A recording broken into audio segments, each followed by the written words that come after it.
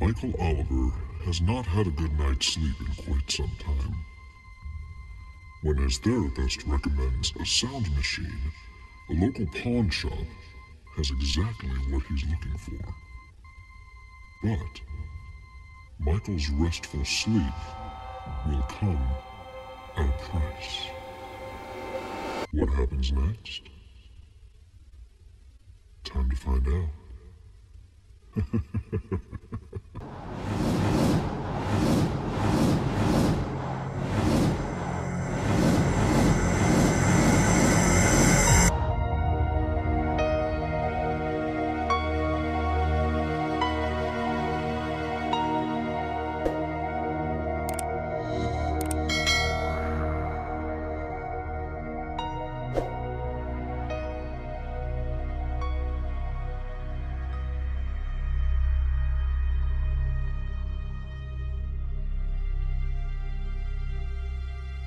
Michael Oliver did not make frequent practice of doing things he did not fully buy into, but that once hardline way of life had now become more of a baseline for decision-making since he began seeing a therapist 3 months ago. Since August, Michael had told Dr. Frederick Taylor many things about his life that he had never told anyone, including his fiancée Krista. It was Krista, with her pink hair and enigmatic attitude, who initially suggested that Michael begin seeing a therapist. Their relationship was fine, more than fine, but Michael had trouble sleeping and often found himself wandering in his sleep when he did manage to lose consciousness. When physical manifestations of sleep deprivation began to present in Michael's everyday appearance and demeanor, Krista suggested that something was subconsciously eating away at Michael, and it might be best if he talked to someone. Not wanting his fiancée to view him as a stubborn ox, Michael accepted her challenge and reached out to Dr. Taylor. At their most recent meeting, Dr. Taylor had made a suggestion that Michael at first dismissed. When discussing their sleeping conditions, Michael had made a comment about how quiet their room was, which sometimes made it difficult to ignore whatever thoughts remained twisting in his brain from the day gone by. Dr. Taylor had done the therapist thing. He nodded his head, made an interesting-sounding moan, and scribbled notes on his legal pad. After a moment, Dr. Taylor suggested to Michael that he invest in a sound machine for the bedroom. He thought that a selection of soothing sounds might allow Michael to send his mind to another place and distract him from whatever stress enhancers were doing damage to his psyche. Michael was not hot on the idea of listening to chirping crickets or ocean waves all night, but after discussing with Krista, they agreed. Anything was worth a shot. Not wanting to drop $100 on some fancy piece of tech junk, Michael stopped by a local pawn shop on his way home from work. A less than cheerful, elderly woman behind the counter of the business pointed him to the back corner for electronics. While browsing through the selection, Michael wondered if the pawn shop ever actually expected to sell the majority of the crap that sat here on the shelves. Heck, one of the stereos had a completely blown-out speaker. Maybe someone would buy it for parts. Just as Michael was about to give up hope and resort to hitting a big box store down the street, something caught his eye. It looked like an old alarm clock with faux wood grain finish wrapped around it. It was a squat little device, maybe 6 inches wide and 3 inches tall. The front and sides consisted of thin slats protecting a speaker which wrapped around the majority of the unit. The back panel was completely bare. The machine sat on a shelf slightly above Michael, so he could not see the top. He reached up and wrapped his fingers around the sides. As he lifted it from the shelf, Michael was surprised at the thing's weight. He almost dropped it initially, and had to double his grip to bring it in successfully. The top consisted of one large on-off button directly in the center and near the front of the machine. There were then 7 smaller circular buttons in a half circle like a rainbow over the top of the main power button. On each of the smaller buttons was a simple graphic. The first looked like a raindrop, the second like a half of a crescent moon that flared out at the bottom, probably meant to look like a wave. The third was a tree. The fourth was a series of jagged lines which Michael deduced signified white noise. The fifth was a leaf, and the sixth was 3 wavy lines like water, which could be a river or stream. The graphic on the seventh and final button had either been worn away or was intentionally omitted. Skeptical of his luck in finding the machine at his first stop, especially given the condition of the other items he had seen, Michael asked the grumpy lady at the front counter if there was somewhere he could plug in the device to make sure it worked properly. She sneered at him, but pointed to an outlet on the wall next to the counter. Michael smiled at her and gave her a nod, thinking maybe she was just having a bad day and could use a friendly face. She narrowed her eyes and turned away, apparently not impressed with his sunny demeanor. Michael unraveled the power cord as he walked over to the wall outlet. The small box was fairly beat up, with jagged scuffs along the edges and on the corners.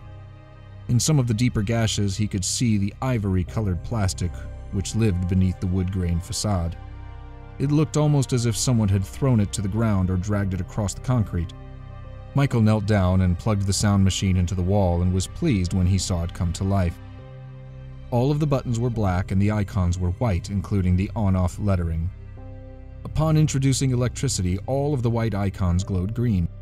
Michael pressed the first button, the raindrop, and nothing happened. Just in case the green light did not mean that it had been turned on, Michael pushed the large on-off button. Immediately, all of the icons turned red, and he could hear the subtle hiss of a functional speaker. Once again, Michael pressed the button with the raindrop on it, and after the icon turned blue, he was greeted with the soothing sound of rainfall. The speaker was old and small, and the quality was tinny and unimpressive, and accompanied by a constant hiss. But he could see how it could still be a relaxing soundtrack. He pressed the raindrop again, the icon turned red, and the sound stopped. He tried the white noise button and heard the loud, consistent shh, which he had expected. He touched the button again, and then pressed the on-off button once more before unplugging the device. He paid the woman behind the counter $5 and continued to examine the sound machine on his way out. He made note of two things which struck him as odd. The first was a lack of volume control.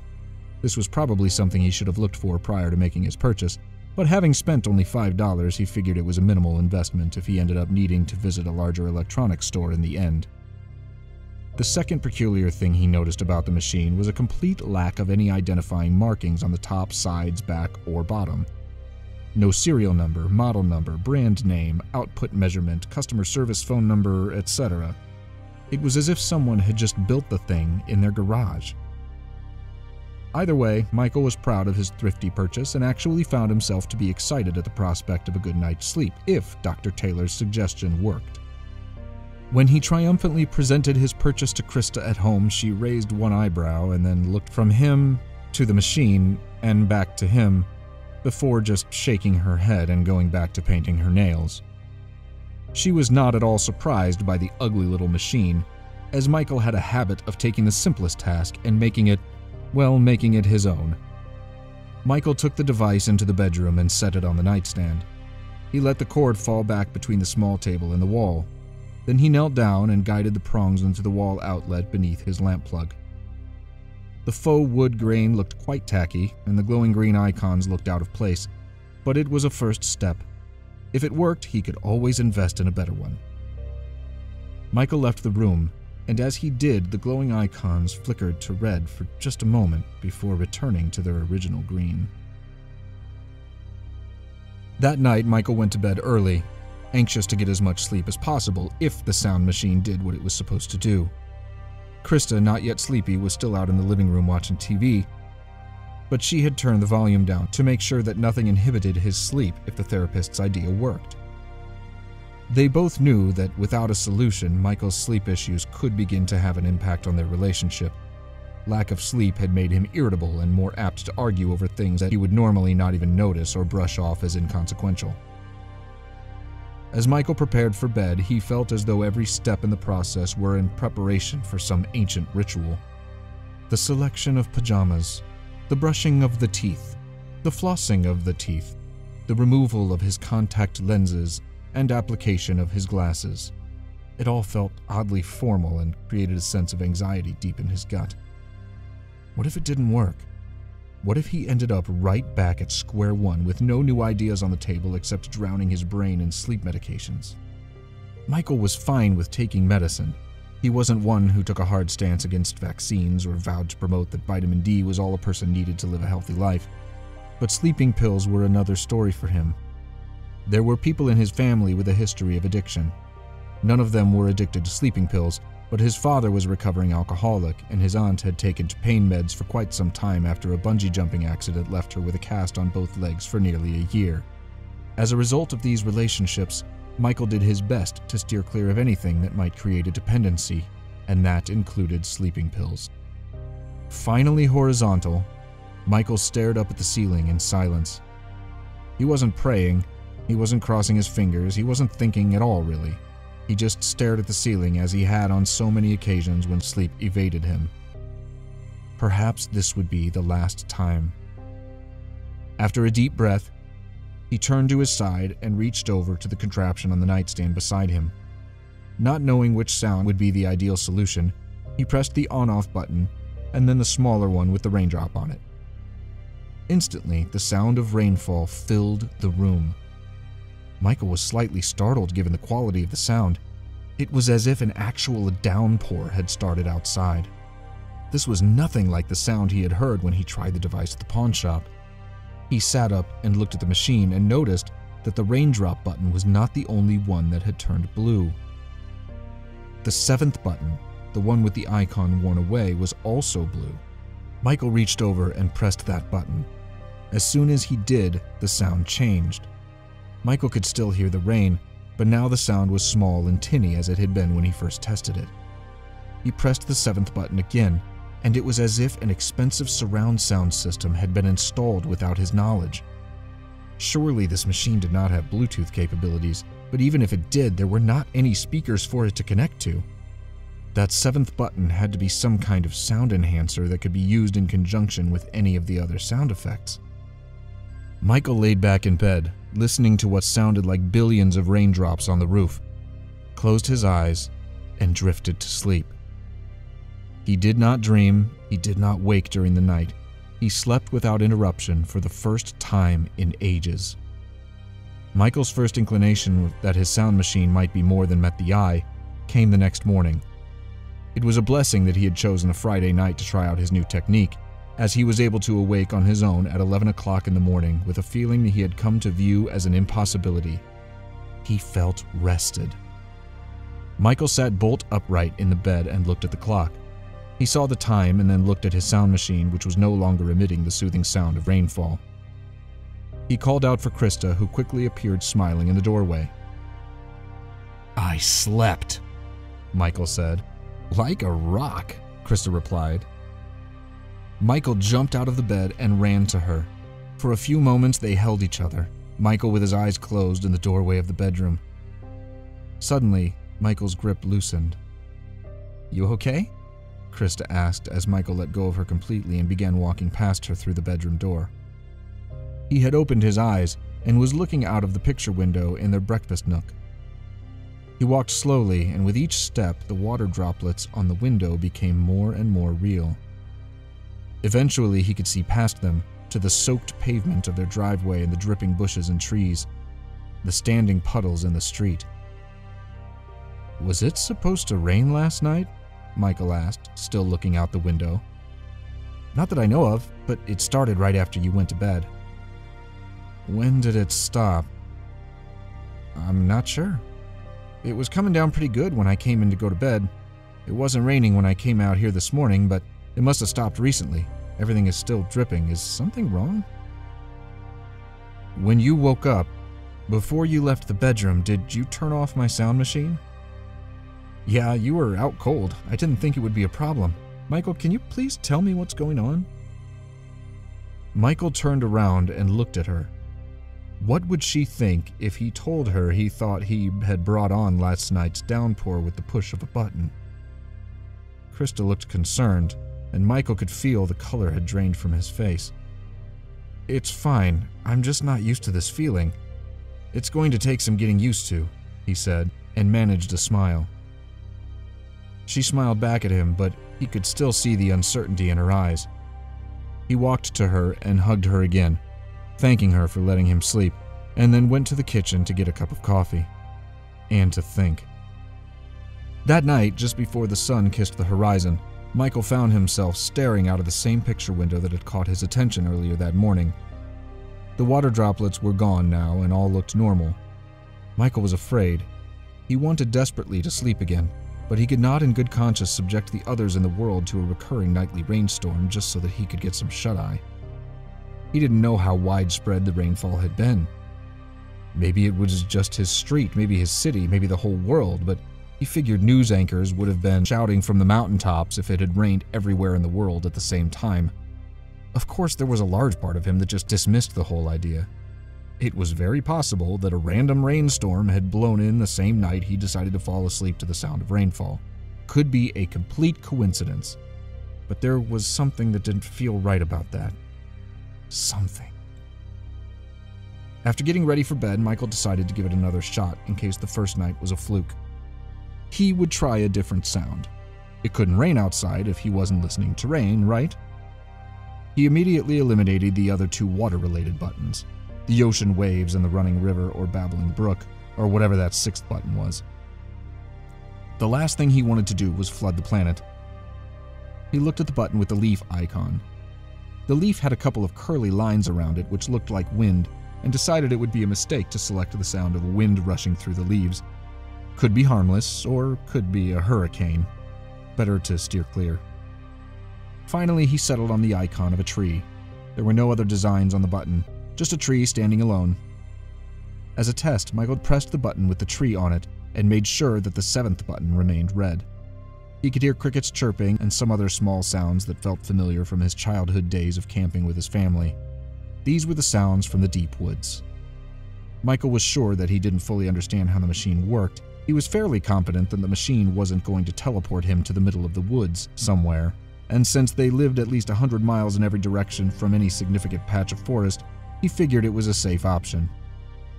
Before taking the plunge, Michael settled back into his bed and listened to the sounds of nature through the insufficient speaker.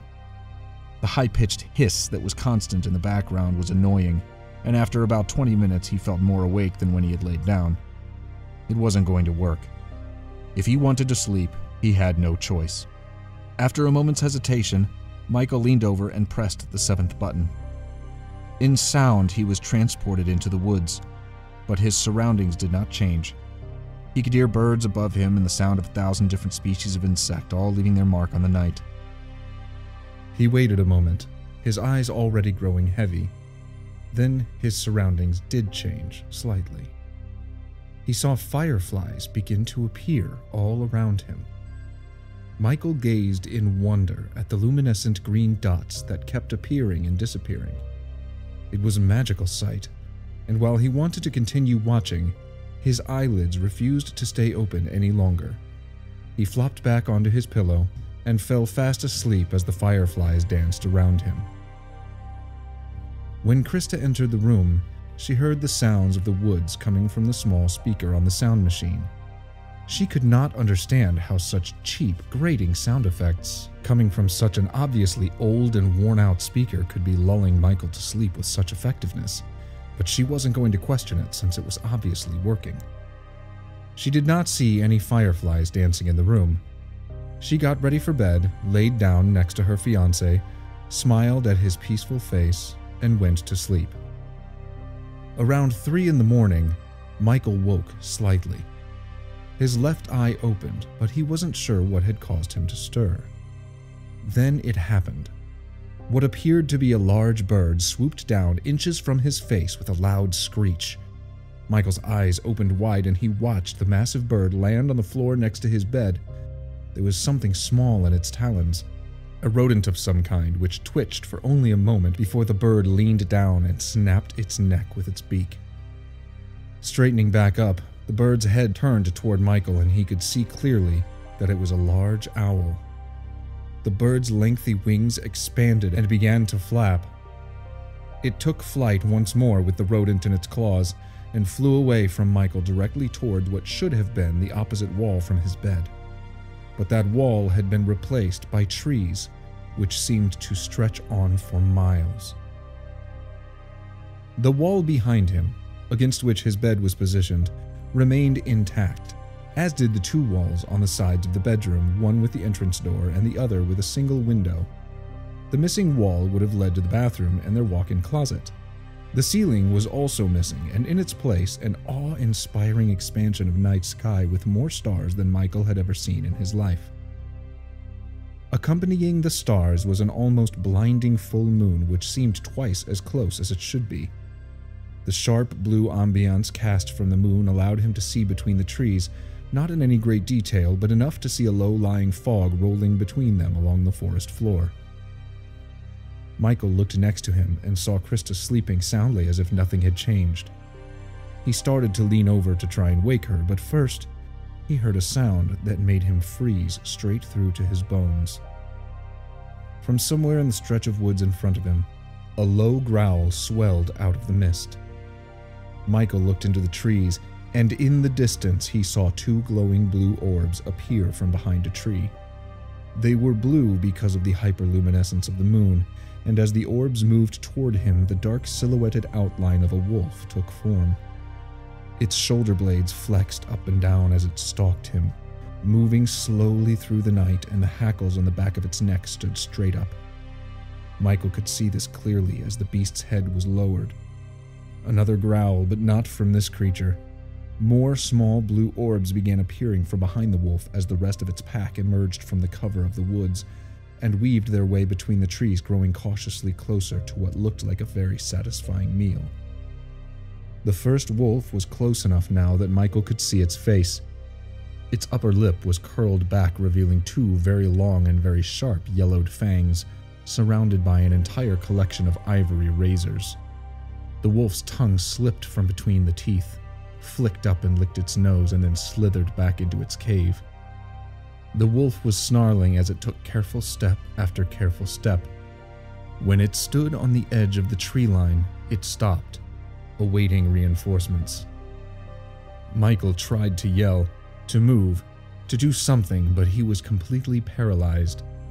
One by one, the wolves reached the edge of the bedroom, lining up next to each other like soldiers awaiting command. Without warning, the first wolf threw his head back and uttered a howl that sent Michael's teeth chattering and caused every hair on his body to stand on end. In direct response to the alpha's battle cry, the rest of the wolves, 8 in total, snarled and crouched low. Michael knew what was coming, and his eyes grew even wider. He watched as the wolves began to run, 2 or 3 steps, and then leapt into the air directly towards Michael and Krista, barking and snarling wildly as they attacked their prey. Michael cried out and finally found his ability to move. He shut his eyes tight in preparation for extreme pain as 8 sets of claws and fangs would surely sink into his flesh, threw his arms over toward the sound machine and hit the first button his finger found. There was no pain, no teeth, no more growling and snarling. Michael opened his eyes. The trees were gone. The owl was gone. His room was completely back to normal. He looked over at the sound machine and saw that he had pressed the button with the zigzag lines on it. White noise, warm and soothing, filled the room. Michael was covered in sweat and already felt his eyes starting to droop. He wanted to turn the machine off, but the white noise was already sending him into sleep. He tried to lift his arms, but they fell limp at his side as he slid back down onto his pillow and lost consciousness once again. There were 3 sounds that Michael made note of as he woke the next morning. His eyes remained closed for a moment as he listened to the sound of birds chirping outside his window, Krista talking to someone on the phone, and sirens. Lots of sirens. Michael slowly parted his eyelids and stretched his arms high above his head as he sat up. Now that he was listening more closely, he could tell that Krista sounded upset on the phone. He also thought for a second time that the number of sirens he could hear created a sense of disaster or tragedy. Michael swung his legs over the side of the bed and sat on the edge. He looked at the machine next to him on the nightstand. Krista had turned it off again. He vaguely remembered a dream he had about the sound machine turning his room into a forest, but it was gone before he could remember any of the details. Either way, he had slept for 2 nights in a row, and that made him smile. He used the bathroom and then went into the kitchen to see what was going on. When Krista saw him, she told whoever she was talking to that she had to go. "Good Lord, Michael, I thought maybe you had slipped into a coma," Krista snapped. She seemed very irritated. "I slept great, thanks," he said, annoyed that she had only cared about his sleep for one night. "I don't know how, with all of the explosions and sirens and mayhem going on outside," she yelled. Michael stopped being annoyed. He turned toward the TV, which displayed the news, with a bright red breaking news banner scrolling across the bottom. He saw images of crashed planes, pile-ups on the highway. It was one disaster after another. He turned and looked out of the window and could see black smoke rising over the trees in more than one location. An ambulance sped down his street so fast that it was a blur with flashing lights on top. It became difficult to breathe, so he sat down in one of the chairs at the table. "What is happening?" he managed to say as he put his hand on his chest, trying to calm himself. "Communication systems all over the country just quit working early this morning. Airplanes lost contact, traffic controllers, everyone. So many people are dead. The toll just keeps rising." "What do you mean they quit working?" Michael asked, standing up again. "I don't know, they stopped working. No one could communicate with each other, phones, radios, everything was just white noise." It hadn't been a dream. The woods, the wolves. He had changed the sound machine to white noise early in the morning, and it had taken out the entire country's communication systems. He had pressed a button and killed hundreds of people. Michael ran to the bedroom and grabbed the machine. Krista was talking or yelling or something, but he couldn't hear her. He yanked the machine out of the wall, knocking over his lamp, and ran back through the kitchen and out the side door. As soon as he was outside, he could more clearly hear the chaos that had taken over the world. People were screaming. Fires were blazing. A cop car and a fire truck flew down his quiet street, going at least 80 miles an hour. Michael ran to his driveway, raised the sound machine high over his head, and smashed it to the ground. It bounced again, adding more scuffs and scratches, and then settled on its side, completely intact. He did it again, and again.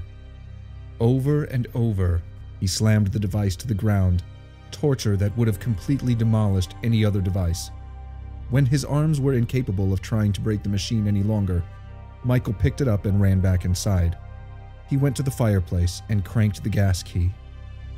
He grabbed the long lighter from the mantel and started a fire.